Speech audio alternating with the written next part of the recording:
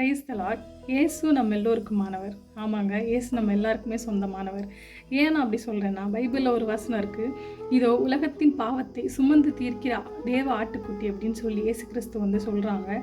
ஏன் அப்படின்னா, ஒரு பாவம் மன்னிக்கப்படணும் அப்படின்னா பலி செலுத்தப்படணும், ரத்தம் சிந்தப்படணும், அதுதான் நியாயம்.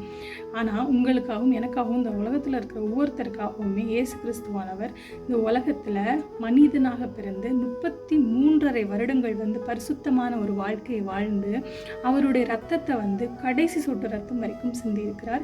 சிந்தி அவர் வந்து மரித்தார். அதுக்கப்புறம் 3ஆவது நாள் வந்து உயிரோடு எழுந்தார். ஏன் அப்படின்னா, நம்மளுடைய பாவங்கள்லாம் மன்னிக்கப்படணும் அப்படிங்கிறதுக்காக தான். இன்னைக்கு வந்து எனக்காக மட்டுமல்ல, உங்களுக்காக மட்டுமல்ல, ஒரு இனத்தாருக்காக மட்டுமல்ல, ஒரு தேசத்தாருக்காக மட்டும் கிடையாது, உலகத்தில் இருக்கிற ஒவ்வொருத்தருக்காகவுமே அவர் வந்து ரத்தத்தை சிந்திருக்கிறார். அதனால தான் நான் சொல்கிறேன், இயேசு கிறிஸ்து நம் எல்லோருக்குமானவர்.